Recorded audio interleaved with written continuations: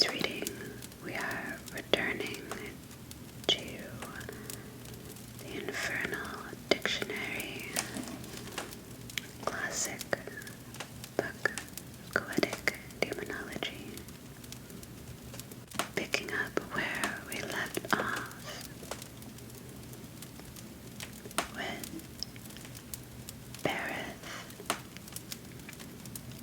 Berith is a great Duke of Hell, powerful and terrible, and has 26 legions of demons under his command. He tells things of the past, present, and future with true answers. He can also turn all metals into gold, give dignities to men, and confirm them. He speaks with a clear and subtle voice, and according to some authors, he is a liar when not answering questions. To speak with him, the conjurer must wear a silver ring and put it before his face in the same form as it is needed in Belith's case and demons do before Amion. He is depicted as a soldier wearing red clothes, a golden crown, and riding a red horse. According to other grimoires, his skin is red too. Books on the subject tell that he is called according to who invokes him, being called Berith by the Jews. According to some demonologists from the 16th century, his power is stronger in June. Meanwhile, to Sebastian Michaelis, he suggests murder and blasphemy, and his adversary is Saint Barnabas. His name was taken from Baal Berith, a form of Baal worshipped in Berith, Phoenicia. The 20th spirit in order as Solomon bound them is named Berith. He is a mighty, great, and terrible duke.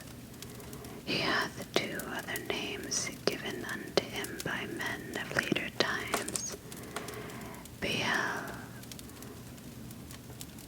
or Baal, and Bofri, or Bolfri. Beware. Beware is a spirit that appears in the 16th century grimoire Pseudomonarchia Demonology and its derivatives, where he is described as a great president of hell, having 50 legions of demons under his command. He appears when the sun is in Sagittarius. Beware teaches natural and moral philosophy, logic, and the virtues of all herbs and plants. He also heals all infirmities, especially of men, and gives good familiars. He is depicted in the shape of Sagittarius, which is as a centaur with a bow and arrows. According to other authors, he teaches medicine and has the head of a lion and 5 goat legs surrounding his body to walk in every direction. Although the etymology of his name is uncertain, curiously, there was an ancient city named Buer in Westphalia, Germany. Crackling, also known as Glacia Labalas. He is a mighty president, an earl to other authors of hell, who commands 36 legions of demons. He is the author and captain of manslaughter and bloodshed, tells all things past and to come, and gains the minds and loves of friends and foes, causing love among them if desired, in incites homicides, and can make a man invisible. He is depicted as a dog with the wings of a griffin. Game or cameo. Game is a demon considered to be the chief of hell in Germanic mythology. According to some authors, however, it is uncertain if this demon is pre- or post-Christian in origin, because he normally does not appear in common lists of mythological Germanic beings. It has also been suggested that his name could derive from the biblical Cain, father of all monsters, according to Beowulf, but it could not be proven.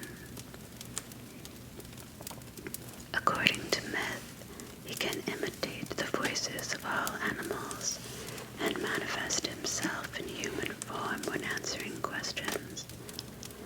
In art, he is depicted as a hirsute man with beard and mustache, both hands upward, wielding a sword, wearing bracelets, and showing a fierce expression. He wears trousers and boots, and his feet are some animals and pieces of wood. Of Cain, originator of murder, consigned to hell by early Christian writers, much may be elaborated by willing imaginations deprived of access to libraries. In Demonology, Cain appears in the Ars Goetia, the first part of the Lesser Key of Solomon, as a great president of hell, running over 30 legions of demons. Much detail is offered. He is a good disputer, gives men the understanding of the voices of birds, bullocks, dogs, and other creatures, and of the noise of the waters too, and gives true answers concerning things to come. He is depicted in 19th and 20th century occultist illustrations as appearing in the form of a black bird called a thrush, but soon he changes his shape into a man that has a sharp sword in his hand. When answering questions, he seems to stand on a burning ashes or coals. The title President of Hell would suggest a parallel with the presiding officer of a college or convocation, the only pre-modern uses of the term. Other authors consider Cain a prince of hell instead, and depict him as a man wearing rich and elegant clothes, and the head and wings of a blackbird. Demonological directories give an etymology from a supposed Latin word "camos," said to be a name given to Baal Peor, and possibly corrupted from the Hebrew Qum, an epithet given to several Assyrian and Babylonian gods. Epigraphy does not confirm this etymology.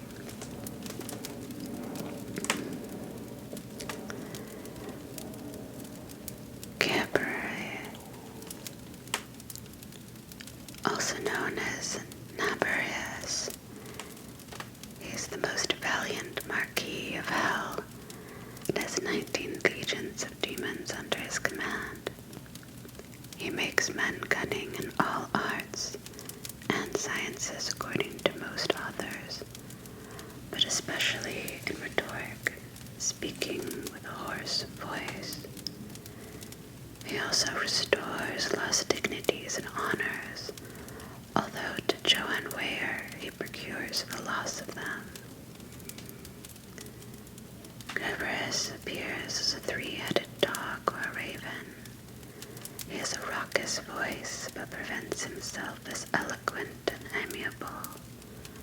He teaches the art of gracious living. He is depicted as a crow or a black crane. Concerning his name, It is unclear if there is an association with the Greek Kerberos. It is said that in 1583, Johann Weyer considered both of them to be the same demon. He claimed, Niberius, alias Kerberos, is a valiant marquess, showing himself in the form of a crow. When he speaketh with a hoarse voice, he maketh man amiable and cunning in all arts, and especially in rhetoric. He procureth losses of prelaces and dignities, 19 legions hear and obey him.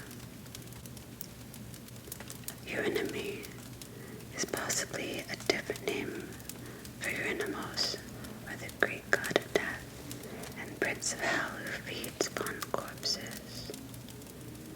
Flavros, or Floros. Floros is a strong, great duke of hell, with 36 legions of demons under his rule. He gives true answers of all things past, present, and future, but he must first be commanded to enter a magic triangle, for if not, he will lie, deceive the conjurer, and beguile him in other business.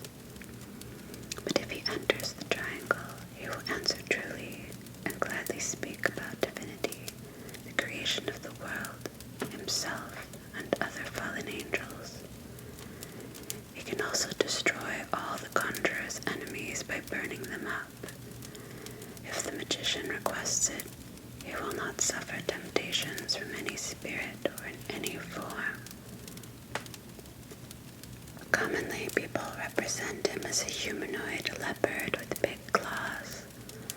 Flaros is also depicted as a strong, terrible leopard that, under request of the conjurer, changes into a man with fiery eyes and an awful expression. Flaros can supposedly be called upon when the mortal wishes to take vengeance on other demons. This is likely included in his capability to destroy the conjurer's enemies. Fervor is a powerful great earl of hell, being the ruler of 29 legions of demons. He is a liar unless compelled to enter a magic triangle, where he gives true answers to every question, speaking with a rough voice.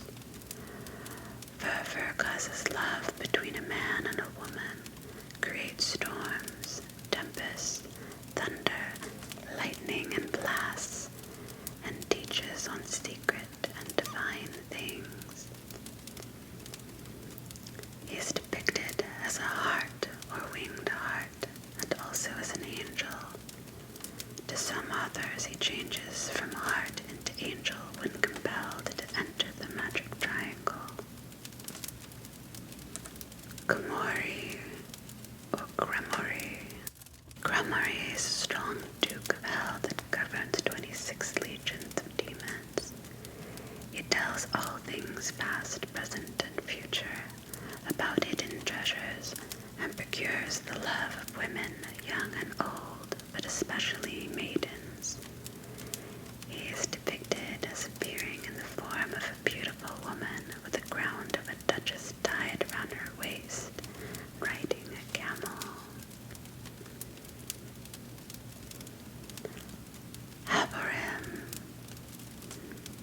Habarim, also known as Aim, is a great duke of hell, very strong, and rules over 26 legions of demons. He sets cities, castles, and great places on fire, makes men witty in all ways, and gives true answers concerning private matters. He is depicted as a man, handsome in some sources, but with 3 heads, one of a serpent, the second of a man, to some authors with 2 stars on his forehead, and the third of a cat to most authors, although some say a calf, riding a viper, and carrying in his hand a lit firebrand with which he sets the requested things on fire.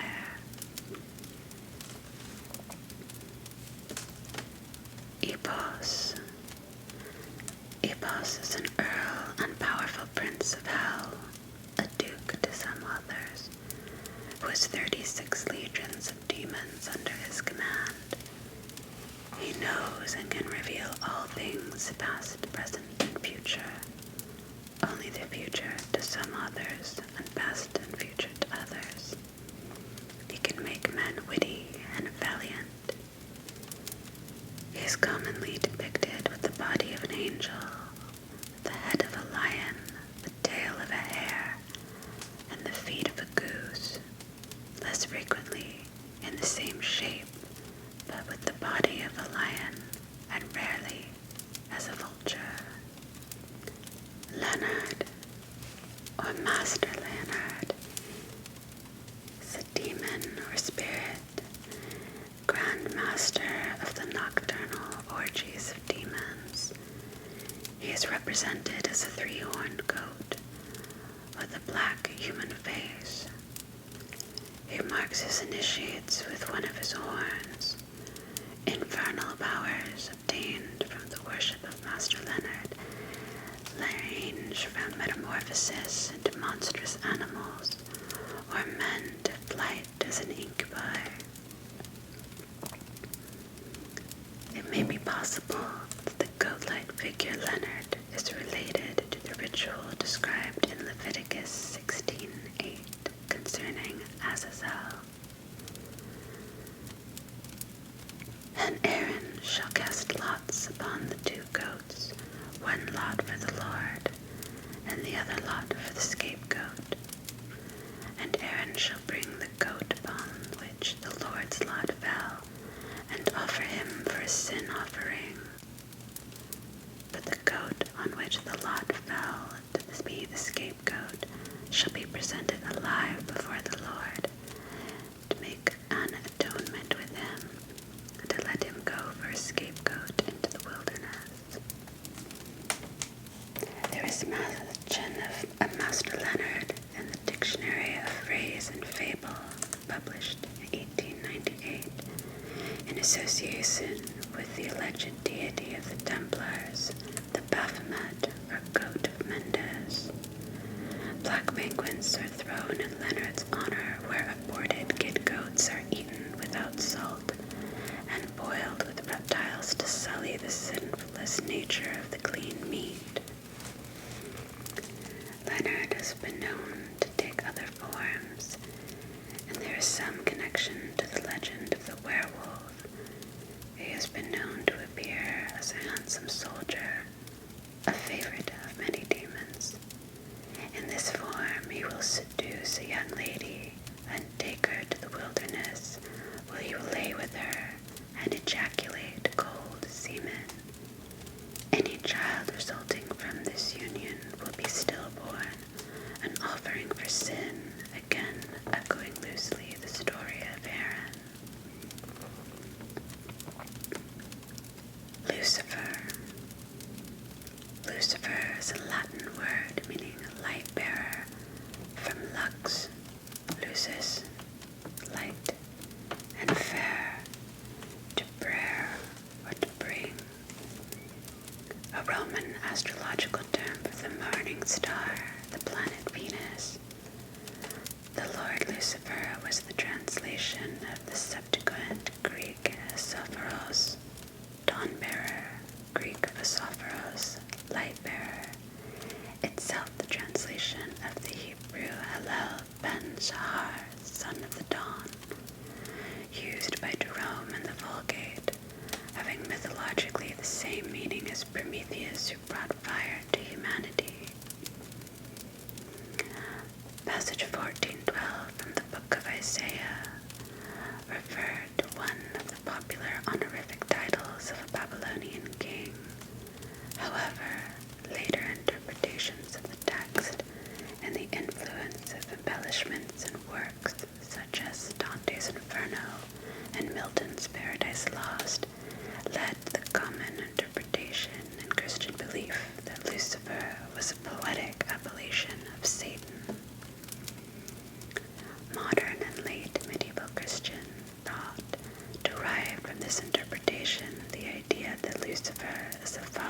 angel who is Satan, the embodiment of evil and an enemy of God.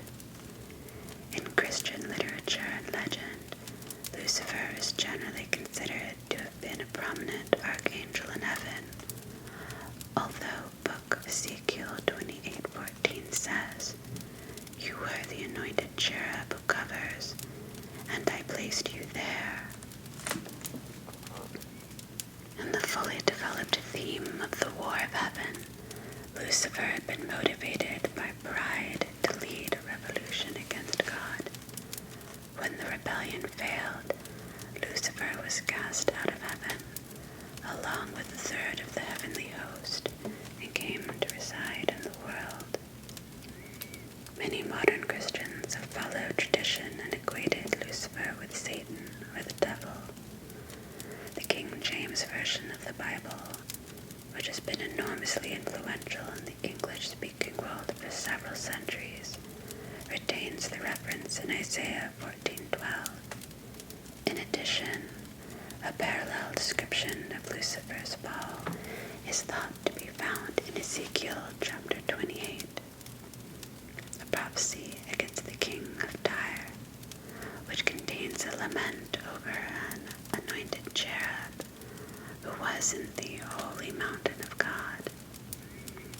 He is described as perfect in thy ways from the day that thou wast created, till iniquity was found in thee.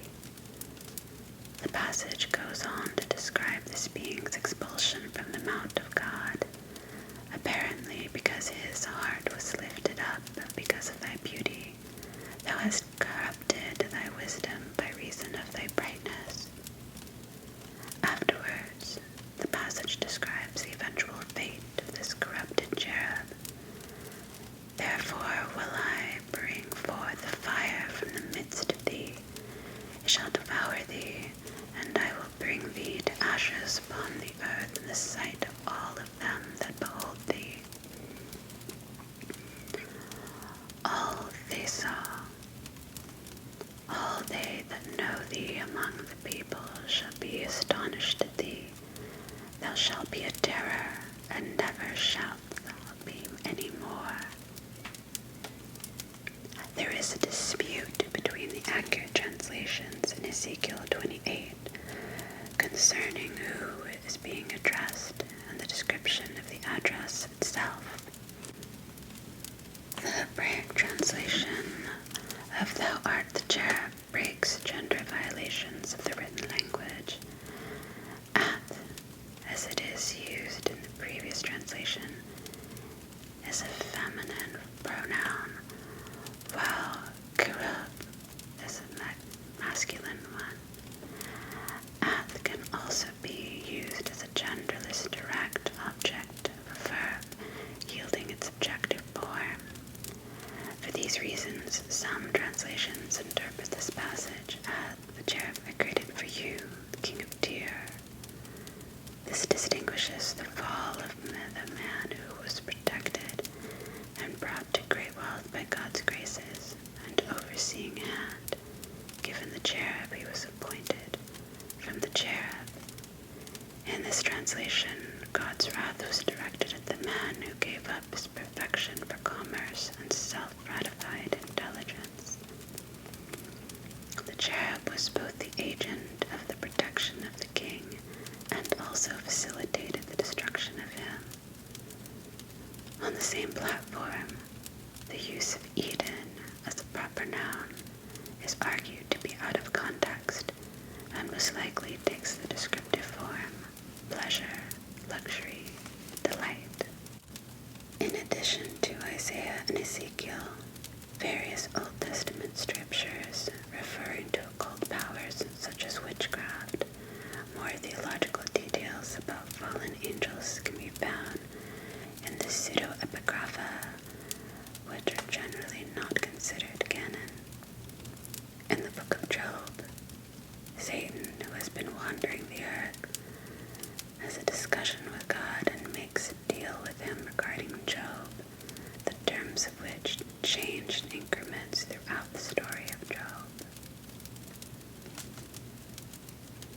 We will end tonight's reading here which demon or spirit was your favorite from this chapter? Leave yours in the comment. Thank you for listening, and until next time, pleasant dreams.